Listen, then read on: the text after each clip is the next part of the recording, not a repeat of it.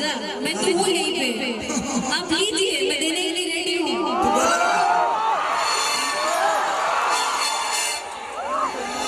तो हमरा के बीकी डोनर बुझातर अपने के सोनी लीलो ना मैं सनी यूनी में टिम्पल सिंह करती हूँ बॉस। हमने के कहीं शुरू हो जाए सौतर जगह बाकी ना रे कि जैसन सोचले रही हम वैसन सखी रे बरपा गई।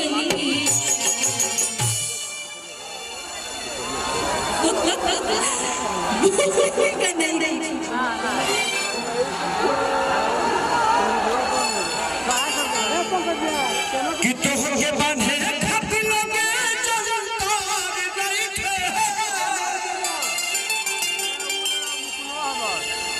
कि हमरा में पहुंची में कवन अंदर नहीं थे। हम दोनों भाई हैं, आप वहां रहिए मेरे पास रहिए, हम दोनों सर्विस बराबर देंगे। मैंने स्टेज शो, गाना बजाना, सिनेमा, हम दोनों का काम एक ही है ना जी। आप दोनों मेरी जान हैं। वो धड़कन है कि आप दिल हैं। तू एने घूमू तने सर्विस में अब वो पीछे रहू तो पीछे से पई तहार जवाब नहीं खे दिल पर तू कौन आदमी बानी तहार जोड़ा बा कि हम हमार जोड़ा के लेके हम भी जोड़ लेने हैं कि कहरी जोड़ा तो सरी जना ये जाना कि कवन दिवना के महल सवार हमरा खातिर जमीन पे उतारल हो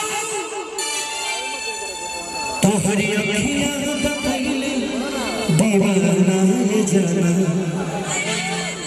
पड़वन मोल जैसन खजा बोलो के करके कर बन बुझना ये जाना। आप सबको क्या मजा आ रहा है?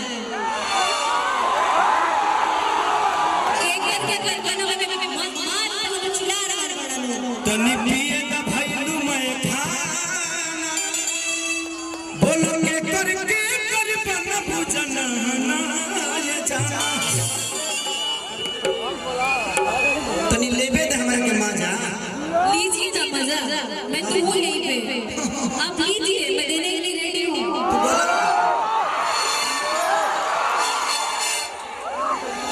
तू हमरा के बीकी डोनर बुझातर अपने के सोनी लीलो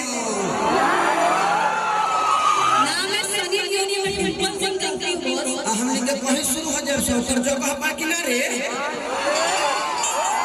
घर दुआर जब बाबा तैले कोइला के कौन कौन भाई लोग का कहिए इतना मोबाइल चलता हमने के एको को अंग वायरल हो जाए तो दिक्कत हो जाए।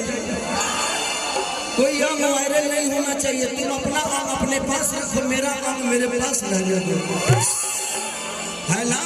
कितना सोहे खिंचावल फोटो आज ही आई बारात तड़ोली में गोली मार कि कहरा चलते सपना के छोड़ दे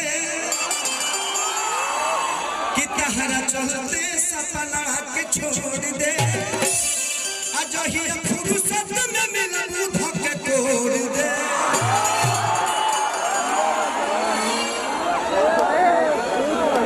कि कहरा चाहे में बिस्कुटापन बोल कितने अच्छे हैं, कितने अच्छे हैं, अच्छे बहुत अच्छे हैं। अच्छे नहीं होते तो यहाँ नहीं होते।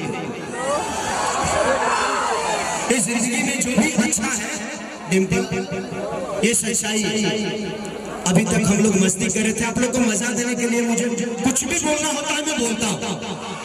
हमारा वायरल होने से डर ना होला ऐसे जो हम काम कहीं नहीं हमारा पता बाप केहू काम कहला हमारा पता बा। जिंदगी में यहाँ जितने भी कलाकार बैठे ये हर आदमी दिल का अच्छा है इसीलिए आपके सामने खड़ा है, नहीं तो यहाँ बहुत सारे कलाकार आवत आलो जात आलो कहीं के पत्ते तक लेना चाहते। सुनिए ना, आपके लिए दो शब्द बोल रही हूँ, हमेशा बोल रही हूँ। प्यार किया बदनाम हो गए, प्यार किया बदनाम हो गए, चर्चे हमारे सरिया हो गए। जालिम ने दिल उस वक्त तोड़ा जिस वक्त हम उसके प्यार के गुलाम हो गए।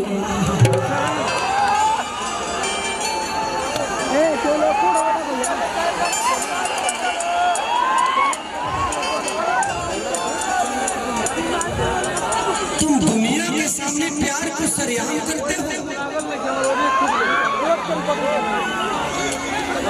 तुम दुनिया के सामने प्यार को सरेआम करते हो। पगली ये बता दो कितने लोगों से प्यार करते हो।